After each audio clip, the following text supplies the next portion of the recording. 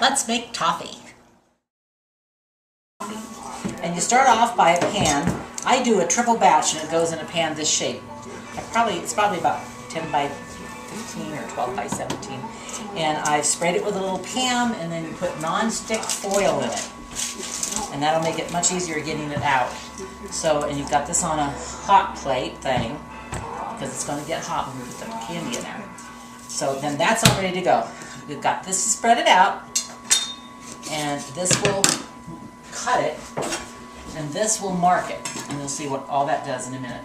Okay, so over here, I do a triple batch, so this is going to be 3 cups of butter. Real butter. Never do margarine. I wouldn't. It will never, ever, ever, ever, ever work.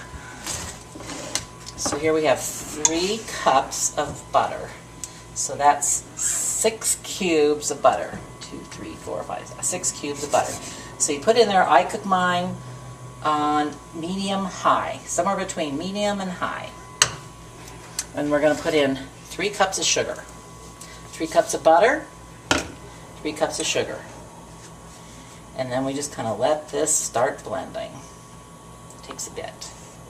Now this is when it's the most crucial to stir, is when it gets all melted. You want to stir this until it comes to a boil. So,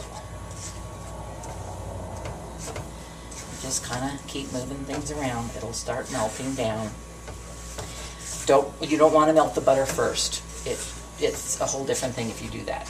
So you want to start with just the butter that's just in there. It can be room temperature, but don't melt it first and then add the sugar. Go ahead and add the sugar. And then we've got 3 cups of nuts ready to go, and you can use any kind of nuts you want. I like almonds. You can use pecans, walnuts, anything you want. But it's 3 cups of chopped up nuts that will go inside.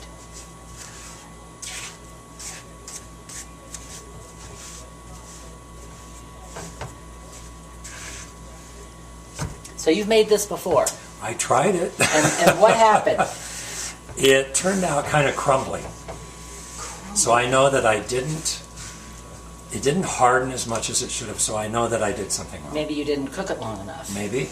I always think of the color of Kraft caramels. That's the color you want. Because we don't use a thermometer. I was taught to do this, and she didn't use the thermometer. And I've never used the thermometer. It's just by how it looks and how it behaves. But just get in your head the color of a Kraft caramel. That's what you want.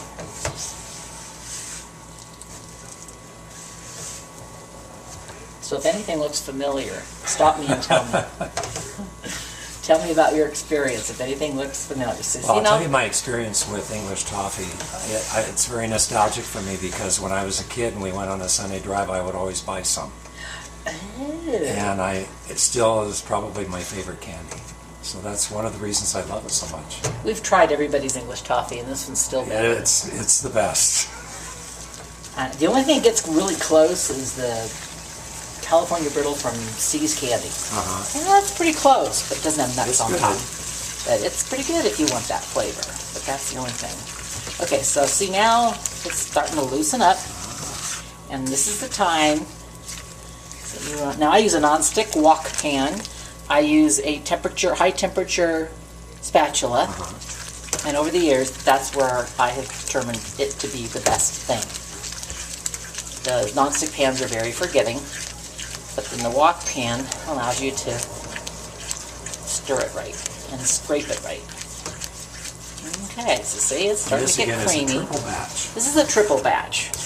You know, just a little tiny batch you can put in a little 8x8 pan. If you want 1 cup of sugar and 1 cup of butter. So if you want to try it for the first time, you don't want to waste something if you've burnt it, ruined it. Yeah, you can start with a small batch until you get really good at it. And then you can try a double batch. But I have that size pan, and a triple batch does really good because I like the thickness that it gives you. But if you want it thinner, just put it in a bigger pan. And you can make it anything you want. I cut mine, I don't break it, so that everybody gets pieces that are the same size.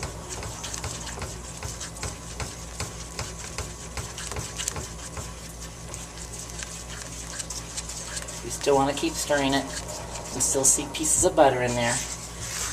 And the heat's on medium? So we're going to come over here, and what we want to do is we just want to make sure the color is all blended. And it picked up just a tiny bit of color then.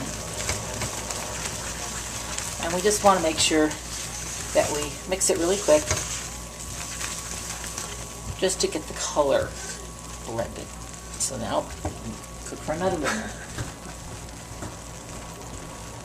And we're just going to kind of make sure that if there's anything turning color, and you can see just a little bit of golden brown around the edges, but not a whole lot. And we're just going to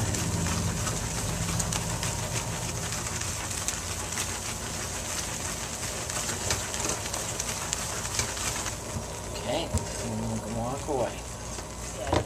And you can see now, it's starting to turn color a little bit. And it's fluffy. I don't know how else to explain it. It's kind of like, yeah, it is. Looks fluffy now. And it feels thick. Feels fluffy.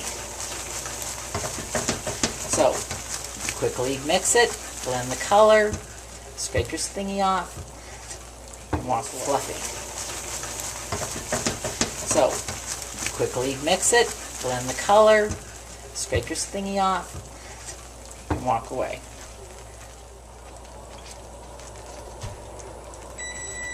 Okay, timer's ring. Now see how it's gotten a little brown in the middle?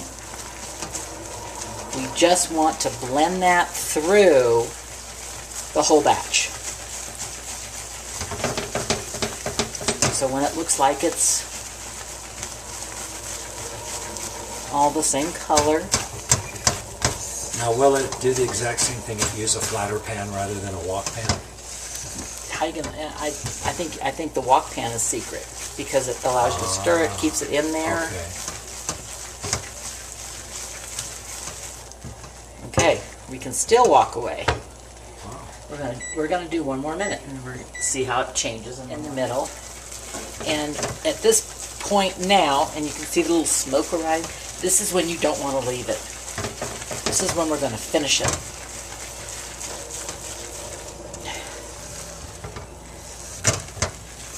We're going to stand here.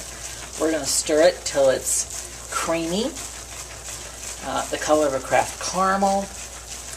You won't see any streaks of oil. It'll all be combined into one creamy mass. So I'm guessing it'll be done in just a couple minutes.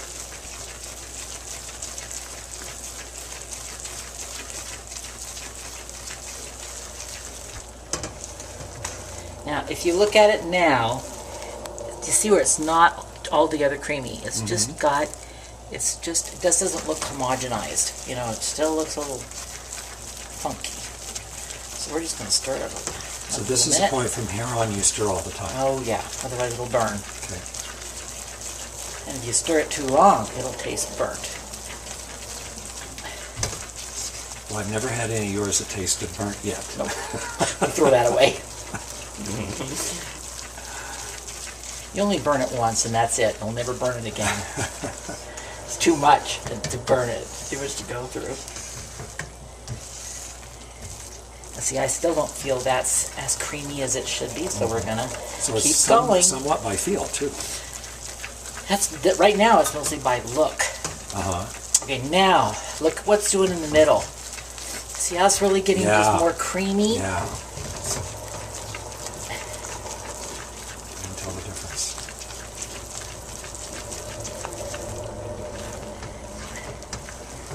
This is looking like it's done. So it looks all mixed. It looks. You see how it changed just then into this. There now. Okay. Did you see that puff of smoke? Now it's done. See that puff of smoke in there?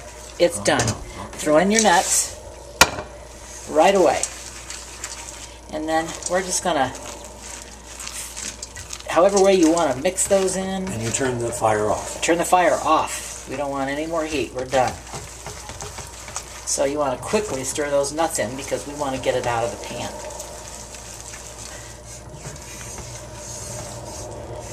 So you just want to not spend too much time doing this, but you want to make sure it's all blended.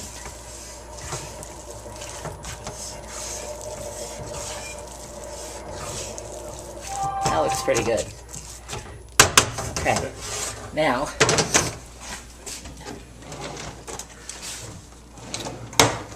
handle's a little hot. Okay, you're just going to pour it in that pan.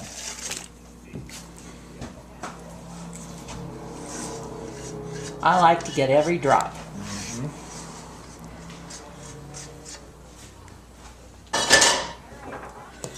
This is an offset spatula. Can't live without that either. I have one. So you want to quickly start moving this around the pan.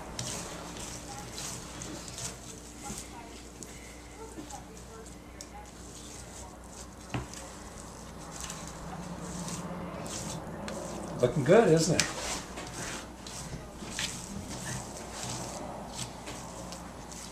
And you just kind of mushing around, scooching around. You don't want it up on the sides of the pan. You want to make sure it's just level. You have a little bit of time to mess with it.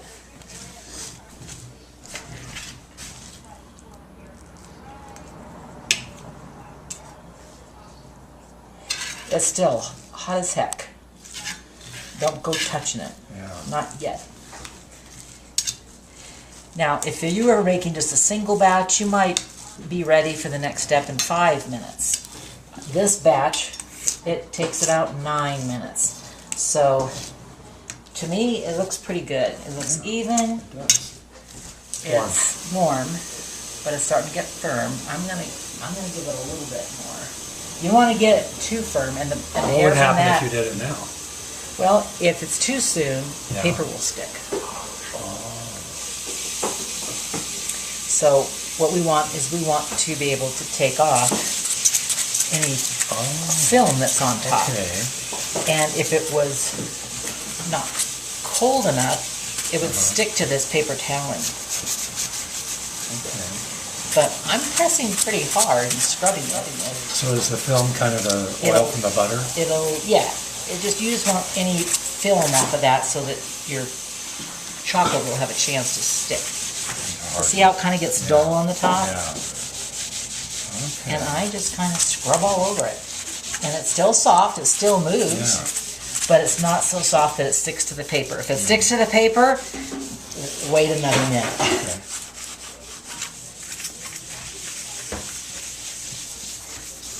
So that looks pretty good to me.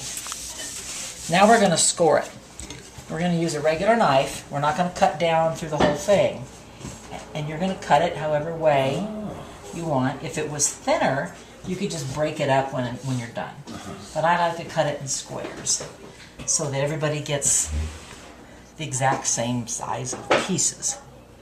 So all I'm doing is marking where I want to cut it, but I'm not going through with the knife. If you cut it through with a knife like this, it will cut the paper, the tin foil. And then when you get it out of there, you're going to have to peel the tin foil off of each piece. I don't want to do that. So this just marks it. And this is a pastry cutter. Called a pastry cutter. And this is what's going to cut it. But this will not cut the foil. Oh. So you just set it in the little lines you made and just go straight down. Okay. And this will not cut the tin foil.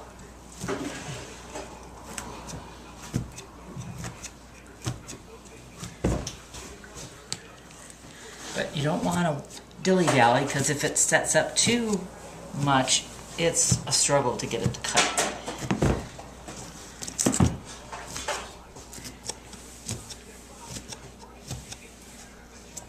Okay. Then we're going to sprinkle on, I like semi-sweet chocolate chips.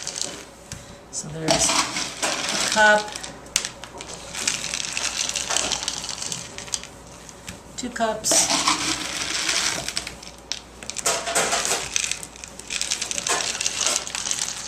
3 cups, probably 3.5 cups I think covers it as much as I want to cover it. And then I just take the measuring cup, and you just want to make sure the chocolate is touching the hot coffee. Now we're going to wait 5 minutes for this to melt. Much melted. We're going to use that offset spatula again because it's what works. And I'm just going to spread it out.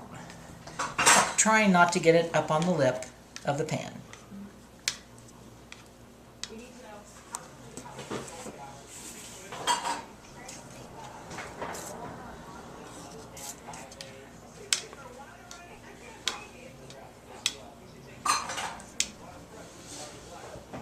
That's all you have to do with it.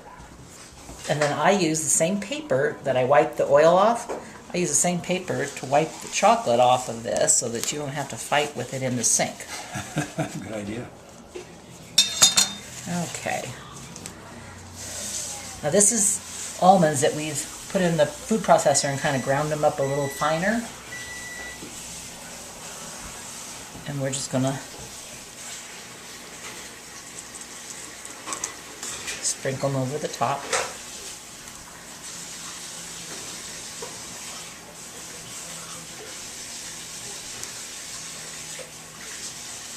The nuts is probably the most expensive ingredient that you do in toffee. And I've done it without nuts for people that were allergic to nuts, and it's still really good, even without nuts. I'm glad I'm not allergic to nuts. And we've even put white chocolate on it for those that are allergic to chocolate. Wow. And they can have white chocolate. That So we would put be white chocolate chips. Yeah. And she can't have nuts either, so hers is white chocolate with no nuts. It's really good. Okay, so you get the nuts just kind of... So here we have a batch that we did yesterday, and we like to let it sit overnight. So you just take that pan, and I kind of scoop the loose nuts away, and I just kind of press on the pan, and it pops the whole thing out. Take the foil off. And if the gods are with you, you'll be able to flip this back over. Just like that. Okay, then we're going to use this big old knife. Now, what you're trying to do is to cut through the chocolate down to where you mark the toffee. So I can peek underneath and kind of see where the line is and put my knife there. And once you cut through the chocolate, it just breaks. So then I peek underneath, make sure I'm kind of where I need to be, cut through the chocolate, and it just breaks with hardly any. And then peek again, and you know that's going to be in half. And I just know that's in thirds as far as where I marked it. But see, I'm barely touching it, getting through the chocolate, and it will break where you cut it. Great, because you get perfect toffee squares. Toffee squares.